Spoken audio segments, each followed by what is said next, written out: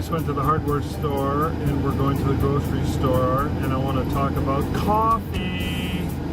But what was it you said? You said it was funny that in Costa Rica, pretty much everywhere. Going to the hardware store, it's just a regular thing to buy a machete with a You can buy case. machetes are everywhere. They're such functional tools. You would never see that, I don't think so, in Canada. Probably not. I mean, but you would see a lot of shovels, so that's the comparison that I made. So anyways, I want to talk about coffee and talk about our favorite coffee in Costa Rica, which is Brit. And I thought you sit in the front. all right, our guests have arrived. All right, we'll see you at the grocery store. So I've always had a thing for coffee. It's one of my favorite things. My favorite, best coffee experience was in 1995 when Tina and I got married. We went on our honeymoon in the Dominican Republic. Man, I never had coffee that good. However, the coffee in Costa Rica is pretty damn good too. So it's a little pricier, and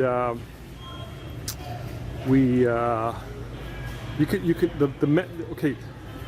I think coffee is one of their biggest exports, if not their biggest exports. And they have a large company here. It's called Brit. Here it is.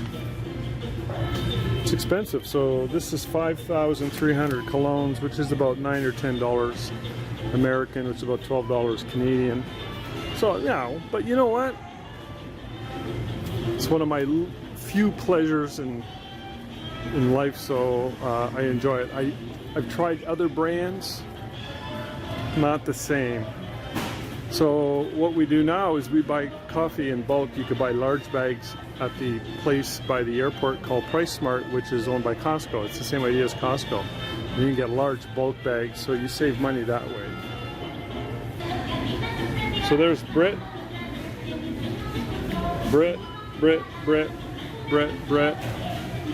And there's other brands like 1820. I hear is pretty good. A lot of people like 1820, and you pay less. There's so that's about $4 or $5, okay, but not nearly as expensive as Brit. So you can see the difference. And I suppose it's whatever you're comfortable with buying, and you know, you got cheaper brands yet. This Volio brand is pretty cheap. That's about $4, $3.50, and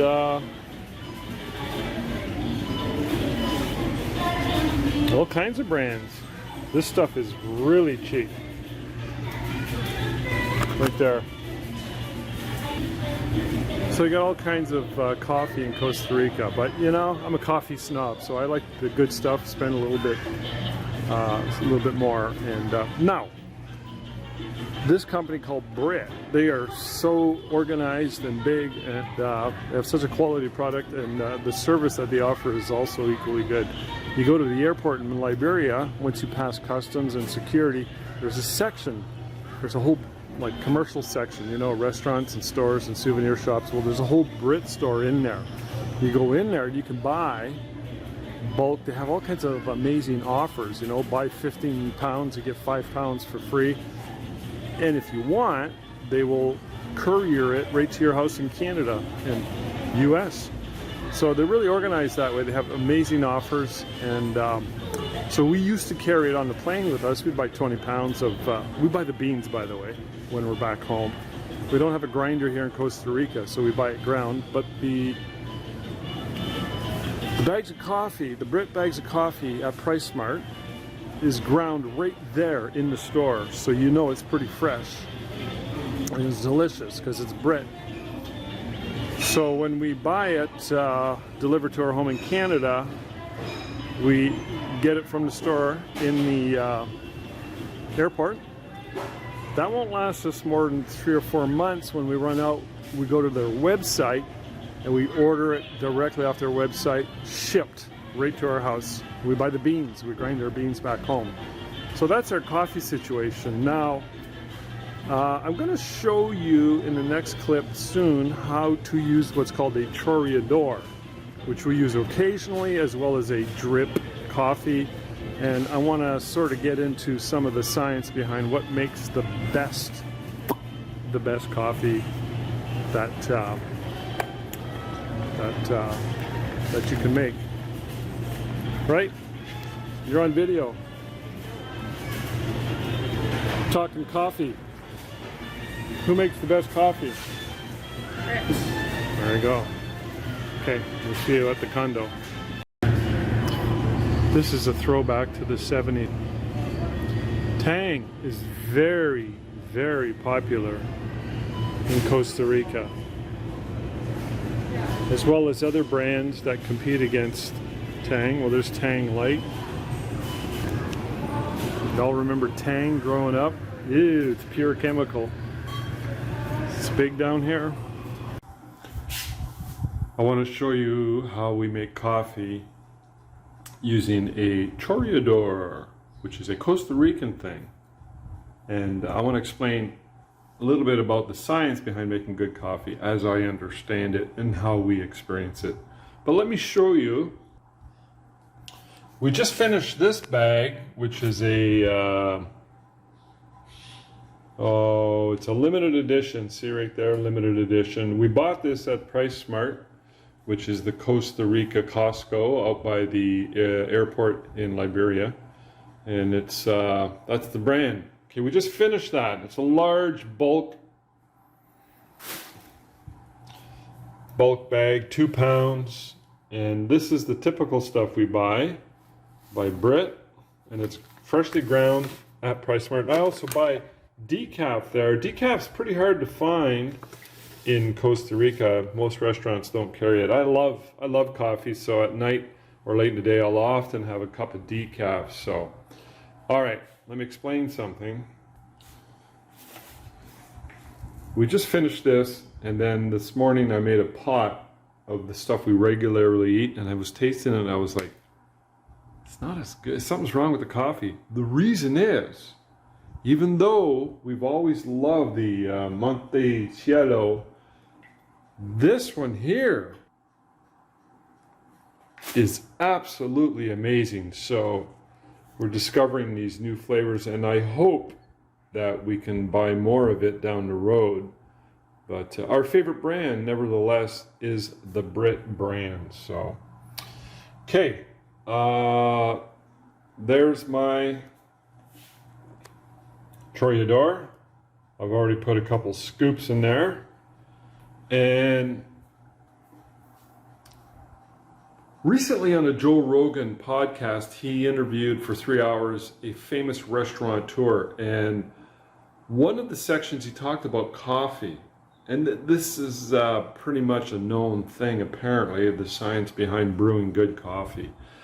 You have to let the water slowly soak into it. And on the chorreador, they do this thing where, you know, you get the bubbles that come on top, and it's a bloom, they call it. But you got to let it sit for about almost a minute, and then you pour in more water. We discovered that that is actually true. Let me explain why. Check this out. That's our coffee pot. We bought that coffee pot brand new 6 weeks ago or 2 months ago or something like that. The coffee pot we had before was a couple of years old, and it was really, really, really slow.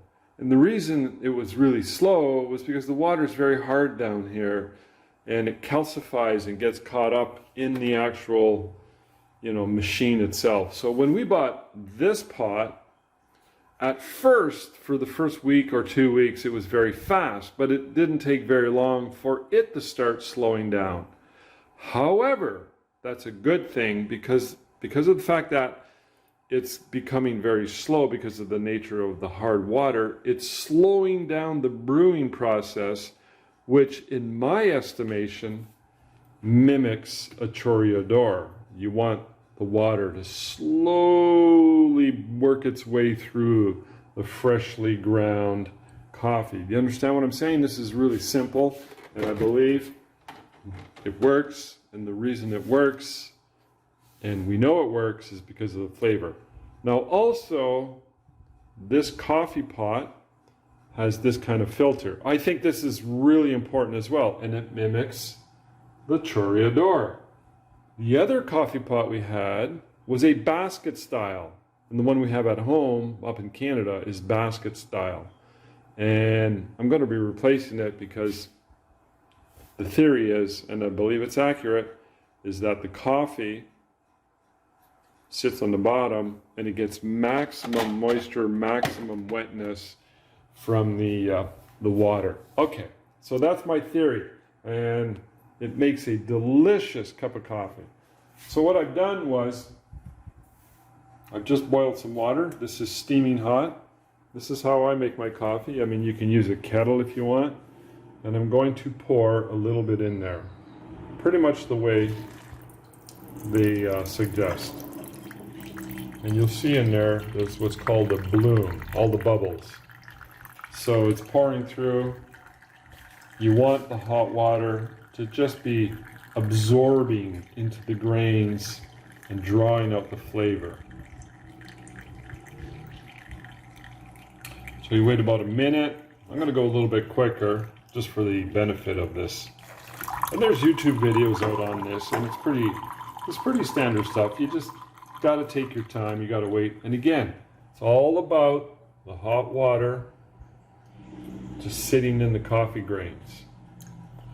And I find, and I've always found, that it flows through too fast. So I'm going to do something which is not something I suggest or recommend. It's breaking a lot of the rules, but I'm going to explain it to you in a second what I do. And some of the coffee aficionados might be offended by it. However, it's up to you whether or not you want to use the strategy that I'm about to show you. So the cup's about halfway full. Here's what I do. I can't do this easily because I've only got one hand. So I'm going to pull this out, make a little bit of a mess. This is the cup I'm going to drink from. Now, I always use a little bit of butter in my coffee. Always. Or cream. I'm going to take this and I'm going to pour it through again.